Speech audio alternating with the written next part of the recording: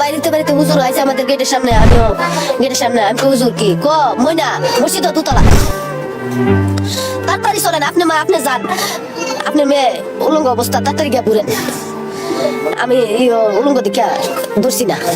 আমার ময়না মসজিদ দুতলা, আমার ময়না দুতলা ভাইও বাইরেছে, আমি গেছি গা মোলা মানুষ সাথে দূরটা গেছে গিয়া দি আমার মায়ের গলার মধ্যে সেলোয়ারটা উল্লা কায়া হাডি দিলে এটা এনে রাখছে SS5 এর জন্য। আমি দেখলাম সেলোয়ারের নিচটা দিয়া হাডিটার মধ্যে গিটু দিছে, আর সম্ভাবনা মনে গলাটা তো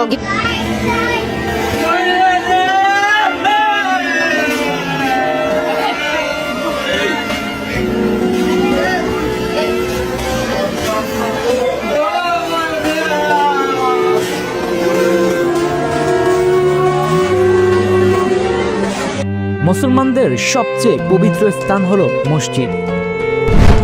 এটি এমন একটি জায়গা যেখানে মুসলমানরা আল্লাহর ইবাদত করেন, নামাজ আদায় করেন। দোজাহানের মালিক সেই আল্লাহর সবচেয়ে প্রিয় স্থান এবং পবিত্র স্থান মসজিদেই লাশ, তাও আবার একটি ছোট্ট শিশুর মরদেহ কিভাবে গেল মসজিদে। 9 বছরের ফুটফুটে ময়না প্রতিদিনের মতো খেলাধুলা করতে বাড়ি থেকে বেরিয়েছিল, কিন্তু আর ফেরেনি। একদিন পর ময়নার দেহটি পড়ে থাকতে দেখা যায় বাড়ির পাশের মসজিদে। মাইমুনা আক্তার ময়নার বাবার নাম আব্দুর রাজ্জাক, তিনি একজন প্রবাসী, বাড়ি ব্রাহ্মণবাড়িয়া সরাইল উপজেলার শাহবাজপুর ইউনিয়নের হাবলিপাড়ায়।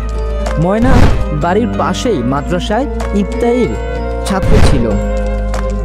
ময়নার পরিবার জানিয়েছে শনিবার দুপুর থেকে তার মেয়েকে পাওয়া যাচ্ছিল না। আশেপাশে বিভিন্ন জায়গা এবং পাড়া প্রতিবেশী ও আত্মীয় স্বজনের বাড়িতে অনেক খোঁজাখুঁজি করেও তার সন্ধান না পেয়ে পুলিশের দ্বারস্থ হন তারা। রাতে থানায় একটি জিডি করেন। এরপর একটি নির্ঘুম রাত কাটে ময়নার পরিবারের, কিন্তু মেয়েকে তারা খুঁজে পান না। রোববার সকালে বাড়ির কাছে মসজিদের দোতলায় ময়নার রক্ত পড়ে থাকতে দেখেন এলাকাবাসী। পরে খবর পেয়ে পুলিশ এবং সেনাবাহিনী এসে মরদেহ উদ্ধার করে।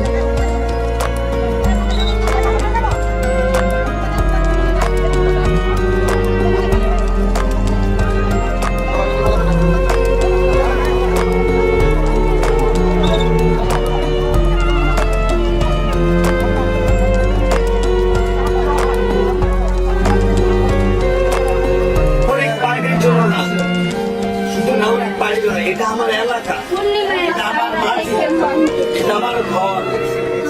তো আমার ঘরে আমার মাটিতে আমার বোনরে যদি কিছু করে এটার বিচার করতে হবে।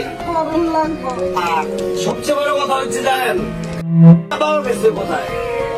আল্লাহর ঘরে। ময়নার মা নিপা আক্তার সাংবাদিকদের জানান, আমার মেয়েকে ধর্ষণের পর করা হয়েছে। তিনি আসামিদের দৃষ্টান্তমূলক শাস্তি দাবি করেন।